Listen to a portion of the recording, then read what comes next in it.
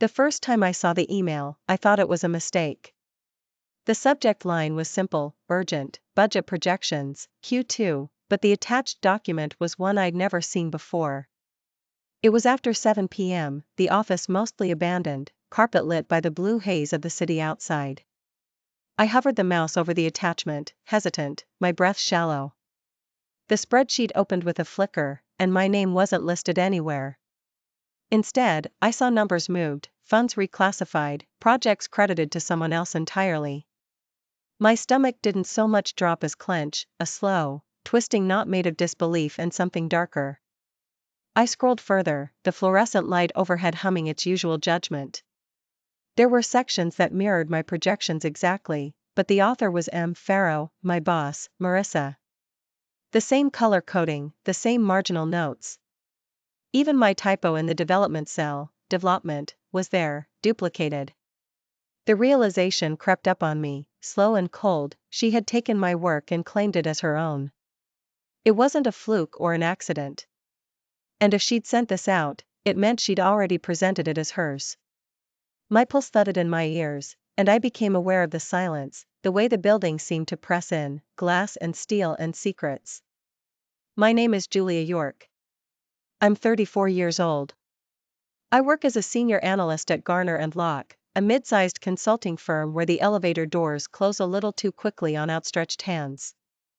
This is the story of how everything I trusted began to fall apart, not all at once, but piece by piece, until the only thing left was the truth I could salvage for myself. Before that night, I would have described my life as measured. I rented a one-bedroom apartment with a view of the river, where I fell asleep each night to the distant echo of traffic. I had a cat, Cleo, who waited by the door at 6:30 sharp. Work was both my anchor and my escape. I liked the logic of data, the comfort of patterns, the sense that diligence could shield you from chaos. I believed, honestly, that people who worked hard rose to the top, or at least weren't pushed back down. I'd started at Garner & Locke 8 years ago, straight out of grad school, armed with too many hopes and a single good suit. I clawed my way up, outlasting reorganizations, market panics, and the slow attrition of people who stopped believing. I kept my head down, worked weekends, made sure my analysis was bulletproof. It wasn't glamorous, but I was good at it. I had a small circle of colleagues, fellow analysts and a few project leads, none I called friends, but some I trusted to watch my coffee while I ran to the restroom. Marissa Farrow, my manager, was 10 years my senior and knew exactly how to wield power without ever seeming to. She'd recruited me for her team 2 years ago, promising visibility and faster advancement. At first, I admired her. She was sharp, unflappable, always 3 steps ahead in meetings. She taught me how to deconstruct a budget in minutes, how to read a room, how to speak just enough in presentations. She never shouted or threatened. If she disapproved, it was a tilt of her head, a pause that left you doubting yourself. I craved her approval, even when I didn't want to. The job's pressure was real, but I'd learned to compartmentalize. I took long walks on Sunday mornings, called my sister in Iowa once a week, watched spy thrillers late at night, always with one eye on the time. My world was neat, contained. I'd never thought of myself as someone easily betrayed. All that changed the night of the email. I was working late for the second time that week, compiling the quarterly projections for a client called Xeratech. Their merger had been the big fish in our office, a deal that could make or break careers. Marissa had assigned me the trickiest parts, streamlining their data infrastructure, modeling acquisition impacts, reconciling shadow budgets. For 6 weeks I barely left my desk. I presented my initial findings in a closed-door session with Marissa, who listened, nodded, asked for more revisions. The work was exhausting, but it felt meaningful. I'd noticed a shift in Marissa's questions, more about my process, less about the actual numbers. Once, I caught her scribbling notes while I explained a workaround I'd coded into the analysis, but she brushed it off. "Just want to make sure I understand your thinking," she said. I didn't think much of it. She was thorough. That was why she was where she was. The office felt different after hours, quieter, thinner somehow. Desks stood empty, personal effects half hidden behind computer screens, as if people were afraid to leave too much of themselves behind. I liked it that way, it was easier to concentrate. That night, as I clicked through the spreadsheet, I realized Marissa must have copied my files from the shared drive, rebranded them, and sent them up the chain, without a single mention of my contribution. My phone buzzed on the desk, shattering the hush. It was a message from Samira, another analyst on my team. Did you see Marissa's presentation? Client loved it. Drinks tomorrow? I stared at the screen, a strange sense of vertigo. Somewhere, my work was being praised, but it wasn't mine anymore. I typed a reply, "Congrats," then deleted it. My hands hovered, uncertain. I closed my laptop and sat in the half-light until the cleaning crew rattled their cart down the hall, heads down, music leaking from cheap headphones. For the next few days, nothing in my routines changed, but everything felt off-kilter. I watched Marissa in meetings, how she used my phrases, my logic, the careful scaffolding I'd built. She got the applause, the approving nods from partners. I was thanked for my preliminary research, dismissed before the real conversation began. I tried to tell myself it was a misunderstanding, that she'd give me credit in the final report, that this was how the game worked. But the doubts multiplied. I noticed her locking her office more often, holding impromptu huddles with HR and senior management. She began CCing me less on key emails. My direct access to client calls dried up overnight. When I asked about it, Marissa smiled and said, "You're spread thin. Let me handle some of the senior level stuff. Take the bandwidth for analysis. That's your strength." At first, I tried to believe her. I buried myself in the spreadsheets, the raw numbers. But the sense of exclusion deepened. Colleagues grew evasive, Samira stopped swinging by my desk in the mornings. When I joked about needing more coffee, she only smiled, tight, embarrassed. Late one Friday, I found a discarded printout by the shredder. My model, annotated in Marissa's handwriting, but with someone else's initials on the cover page. I stared at it for a long time, the paper soft and warm from the copier, then shoved it in my bag. That weekend, I replayed conversations in my head, searching for what I'd missed. I was tired in a way that sleep couldn't fix, a dull ache behind my eyes, a heaviness in my chest. I tried to talk to my sister, but she was dealing with a sick child and couldn't focus. I walked along the river, counting the lit windows of other people's lives, wondering how many of them had been made invisible at work. Monday came, and things got worse. HR summoned me for a routine check-in. The office was windowless, chilly, with motivational posters peeling at the corners. Mark from HR looked at me over folded hands. "There have been some questions about your collaboration style," he said, not quite meeting my eyes. Concerns raised about miscommunication, especially with senior managers. He spoke in generalities, refusing to name names. When I asked for specifics, he smiled sympathetically and said, "We just want you to be aware. It's important to support your team leads." I left the room shaking with frustration. It was clear, Marissa wasn't just stealing my work, she was preemptively undermining my reputation. If HR flagged me as difficult, opportunities would vanish. It would all be untraceable, informal, impossible to fight head-on. In the weeks that followed, the isolation became suffocating. Feedback that used to be direct went silent. My name was missing from project updates. Marissa took credit for a successful turnaround with Xerotech in a company-wide memo. She thanked her team in passing, never mentioning specifics. I could feel my standing erode, the careful foundation I'd built crumbling beneath me. Desperation led me to small acts of resistance. I started keeping meticulous records, versions of every file, backup copies of emails, time-stamped notes. I avoided direct confrontation, I knew how easily it could be spun against me. I watched for patterns, for anything that could expose the truth. One evening, I discovered something odd on the shared drive, a folder labeled Review. Inside were drafts of strategic reports attributed to Marissa, but each one was built from my templates, my logic, my voice. I scrolled through the document history, the earliest versions were all saved under my username. Only the final versions bore Marissa's name. It was more than professional theft, it was erasure. She was rewriting the narrative, painting herself as the architect of our success, reducing my role to a footnote. The next blow came quickly. I was removed from the Xerotech account altogether, replaced by a junior analyst Marissa favored. My access to the shared drive was restricted. Marissa stopped responding to my emails except with curt, formal replies. In meetings, she barely looked at me. The final humiliation arrived in a performance review. Marissa cited concerns about initiative and difficulty adapting to shifting team roles. She praised my technical skills, but implied I lacked leadership and strategic thinking. I sat across from her, hands locked in my lap, heart hammering. She smiled, polite and remote, as if we'd never spent late nights together dissecting spreadsheets. I left work early that day, walking out into the bitter March wind.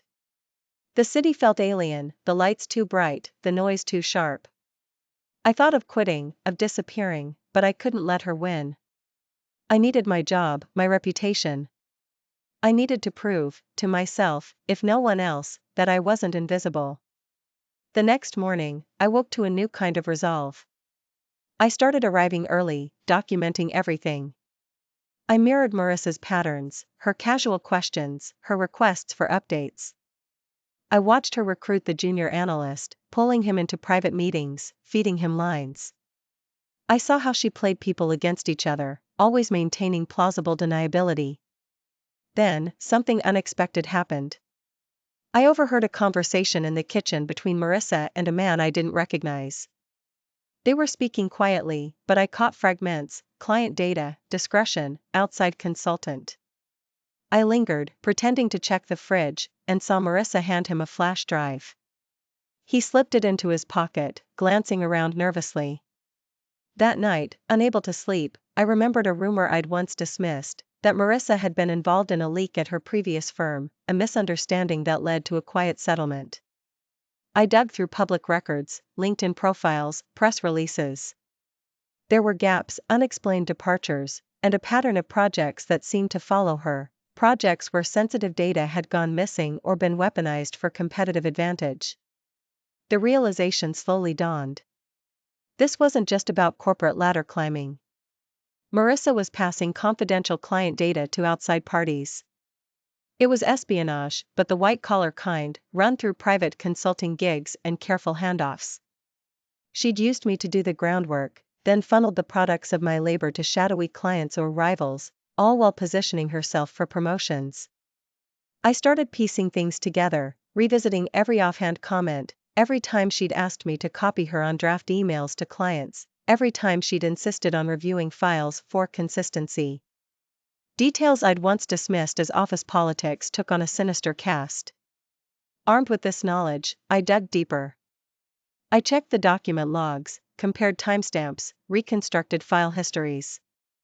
I traced the emails Marissa had forwarded, ostensibly to herself, but the headers revealed blind copies to a generic address at a private intelligence firm. The connections were subtle but unmistakable: she was feeding information to a third party. My work, my insights, were being weaponized. I was careful, methodical. I knew enough to realize that if I acted rashly, Marissa would spin it as a misunderstanding, or worse, frame me for her own misdeeds. HR wouldn't help, they'd already been primed to see me as unstable. I needed proof, hard, irrefutable, the kind that couldn't be buried with a memo or an off-the-record conversation. I started documenting everything: screen captures of file histories, printouts of suspicious emails, a running log of every interaction with Marissa and the unknown consultant. I set up a dedicated folder at home, encrypted and backed up. I reached out, discreetly, to an ex-colleague who now worked in a rival firm's compliance unit. She listened quietly, then said, "Julia, be careful. If she's doing what you think, she won't go down quietly." The pressure mounted. Marissa's campaign against me escalated. She hinted to HR that I was struggling with stress, suggested I take a leave of absence. She assigned all my remaining projects to others, leaving me with busy work. I watched as she positioned herself for a director's role, boasting about her innovative solutions to clients I'd never even met. Then, one evening, I received an anonymous tip, a LinkedIn message from someone using an alias. She did the same thing at my last firm. Watch the offsite backups. The message vanished a few hours later, account deleted. I checked the backup logs and found more evidence: files removed at odd hours, downloads to external drives, access from devices not registered to company employees. With each discovery, the shape of Marissa's operation became clearer. She was running a quiet, ongoing program of corporate surveillance, using her position to extract and sell information, always with a layer of deniability. I felt exposed, afraid. I moved my backup logs to a private encrypted drive and started locking my apartment door twice at night. I tried to confide in Samira, but she brushed me off, distant. I realized then how effective Marissa had been at isolating me, prepping her exit path at my expense. The turning point came on a rain-soaked Thursday, when a partner from the London office arrived unannounced. There was a crisis with Xerotech, a data breach, confidential projections leaked to a competitor. Panic rippled through the office. I watched Marissa move through the chaos, calm and controlled, offering to coordinate the internal investigation. I saw an opportunity. I approached the partner, Martin, under the pretext of sharing my previous analysis on Xerotech's infrastructure. In his office, I presented my findings, quietly, methodically, showing him the timeline of document access, the evidence of external emails, the backup logs, the flash drive handoff. I laid out the pattern: data siphoned from my files, funneled to outside consultants, always timed just before client project milestones. I didn't accuse Marissa by name, not directly. I just showed him the evidence, the recurring details, the unusual coincidences. Martin listened, eyes narrowed, jaw set. "This is serious," he said quietly. "Have you shown anyone else?" I shook my head. He nodded. "Let me handle it. Don't talk to anyone about this, not yet." The next few days were a blur of tension. IT began a quiet investigation. HR called Marissa in for a meeting. She emerged pale, lips pressed tight, avoiding my gaze. I kept my head down, saying nothing, waiting for the fallout. Then, suddenly, it was over. Marissa resigned for personal reasons, effective immediately. No farewell drinks, no speeches, just an email from HR announcing her departure. The partner from London thanked me for my diligence and integrity, but the rest was left unsaid. There was no public acknowledgement of her theft, no company-wide reckoning. The official story was that Marissa was moving on to new opportunities. In the weeks that followed, I was quietly reinstated to the Xerotech account. My name reappeared in project credits. Samira thawed, offering an awkward apology over coffee. "I didn't know," she said. I nodded, not trusting myself to say more. But the victory was hollow. I kept the folders of evidence, knowing the truth could always be twisted or erased. HR glossed over the details, eager to move on. The partners never mentioned Marissa again. I stayed, working longer hours, careful not to draw too much attention. I rebuilt my reputation, brick by cautious brick. Some things had changed irreversibly. I was promoted to project lead, but the work felt different, less like a calling, more like a shield. The office was the same, but I saw it now for what it was: a maze of alliances, an ecosystem of secrets. I trusted no one with more than surface details. I kept backups of everything, never assuming credit would be given where it was due. At night, I sometimes replayed Marissa's last days, her calm composure, the way she'd engineered my downfall while smiling across the conference table. I wondered how many more there were like her, quietly siphoning trust and labor, always one step ahead of exposure. I thought about leaving, starting over somewhere smaller, somewhere honesty mattered more. But I stayed, at least for a while, determined not to be forced out of the life I'd built. I'd learned that justice, in the corporate world, was rarely clean or public.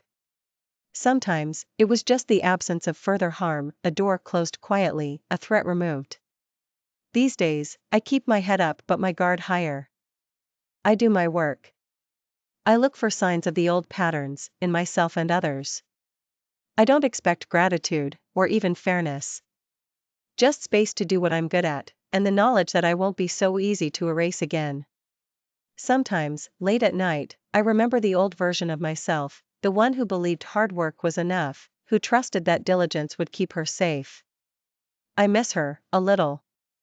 But I know now that survival, in places like this, requires more than talent or honesty. It requires knowing where the shadows are, and how to walk through them without losing yourself entirely. If there's any consolation, it's this: the truth has a way of lingering, even when no one wants it spoken aloud. And sometimes, the smallest act of exposure is the loudest justice you can hope for.